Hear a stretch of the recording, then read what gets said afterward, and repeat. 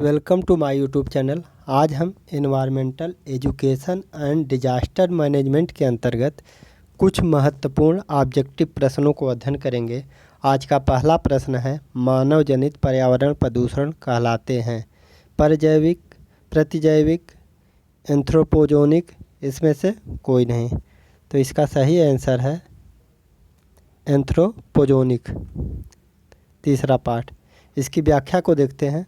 मनुष्यों द्वारा उत्पन्न प्रदूषण को एंथ्रोपोजेनिक प्रदूषण की श्रेणी में रखा जाता है। मानवीय क्रियाओं द्वारा प्रदूषण में डाले गए रासायनिक एवं जैविक कचरों को एंथ्रोपोजेनिक प्रदूषण की संज्ञा दी जाती है। जैव निम्नीकरण रहित प्रदूषक मुख्यतः मानव जनित प्रदूषण के कारण पर्यावरण में प्रवेश कर जाते हैं। ठीक है, इसके बाद नेक्स्ट क्वेश्चन को देखते हैं। जैव विघटित प्रदूषक हैं पारा, वाहित मल, प्लास्टिक, एस्बेस्टस, या इसमें से कोई नहीं। तो इसका सही आंसर है वाहित मल। वाहित मल इसका सही आंसर है। ऐसे प्रदूषक जो सूक्ष्म जीवों जैसे जीवाणुओं आदि के द्वारा समय के साथ प्रकृति में सरल हानि रहित तत्वों में विघटित कर जाते हैं, जैव विघटित प्रदूषक कहलाते हैं। ठीक है, जैव विघटित प्रदूषकों के कुछ उदाहरण हैं घरेलू अपशिष्ट जैसे कचरा, वाहित मल आदि। नेक्स्ट क्वेश्चन को देखते हैं। निम्नलिखित में से कौन सा जैव निम्नीकरण है? प्लास्टिक, पॉलीथीन, पारा, रबर। तो इसका सही आंसर है रबर। वे पदार्थ जो जैविक प्रक्रम द्वारा अवघटित हो जाते हैं जैव निम्नीकरण कहलाते हैं। इसके बाद नेक्स्ट क्वेश्चन को देखते हैं। कोयला, पेट्रोल, डीजल आदि का दहन मूल स्रोत है जल प्रदूषण, भू प्रदूषण, वायु प्रदूषण और ध्वनि प्रदूषण। तो इसका सही आंसर है वायु प्रदूषण। कोयला, पेट्रोल, इसका सही आंसर है वायु प्रदूषण। इसकी व्याख्या को देखते हैं। कोयला, पेट्रोल, डीजल आदि के दहन से मुख्यतः CO2 और नाइट्रोजन के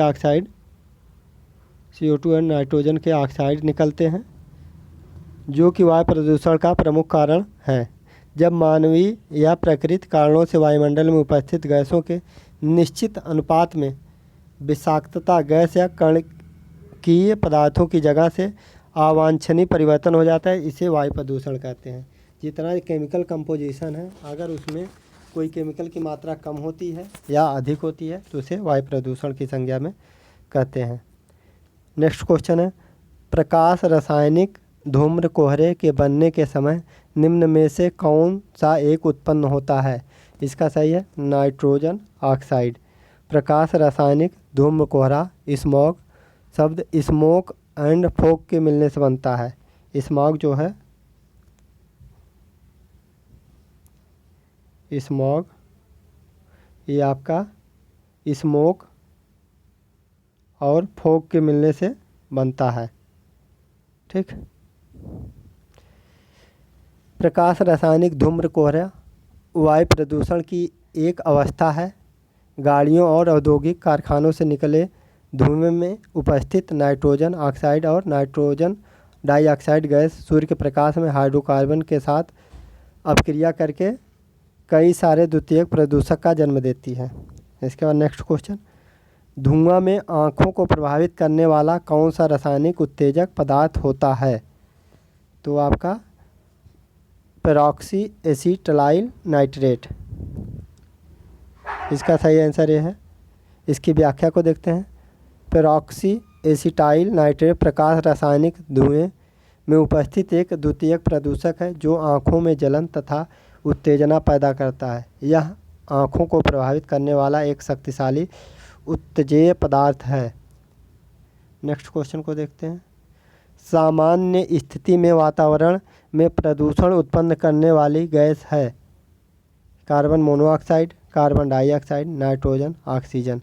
तो इसका सही आंसर है कार्बन मोनोऑक्साइड, CO। इसको CO बोलते हैं।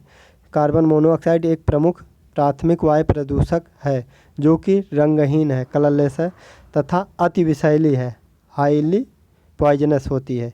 इसकी 90% मात्रा प्राकृतिक स्रोत तथा शेष 10% ईंधन पदार्थ मुख्यतः कोयले के जलने, स्वचालित वाहनों इत्यादि से वातावरण में मिलती है। नेक्स्ट क्वेश्चन को देखते हैं। निम्नलिखित में से कौन एक द्वितीयक प्रदूषक नहीं है? तो PAN स्मॉग, सल्फर डाइऑक्साइड और ओजोन। तो इसका सही आंसर है सल्फर डाइऑक्साइड। Sulphur dioxide. इसकी व्याख्या को देखते हैं। वे वायु प्रदूषक जो प्रदूषक स्रोत से सीधे वायु में मिलते हैं प्राथमिक प्रदूषक कहलाते हैं, जैसे CO carbon monoxide, CO2 sulphur dioxide. जबकि ऐसे वायु प्रदूषक जो प्राथमिक स्रोत वायु प्रदूषक तथा साधारण वातावरणीय पदार्थ की क्रिया के फलस्वरूप उत्पन्न होते हैं द्वितीयक वायु प्रदूषक के नाम से जानते हैं, जैसे ओजोन O3 ओजोन हो गया, पेरोक्सी एसीटेल नाइट्रेट। ठीक है, इसके बाद नेक्स्ट क्वेश्चन को देखते हैं।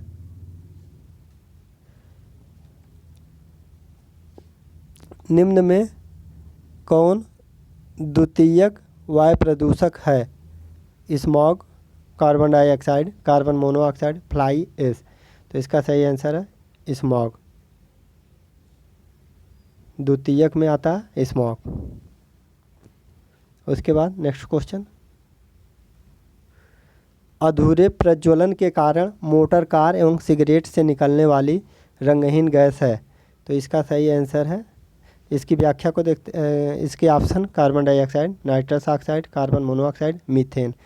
तो इसका सही आंसर है कार्बन मोनोऑक्साइड।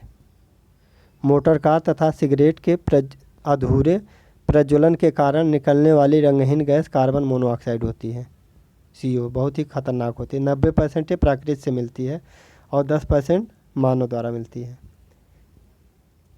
मोटर वाहनों से निकलने वाली निम्न में कौन सी एक मुख्य प्रदूषक गैस है? Carbon dioxide, carbon monoxide, marsh gas, nitrogen oxide. तो इसका सही answer carbon monoxide. Next question को देखते हैं।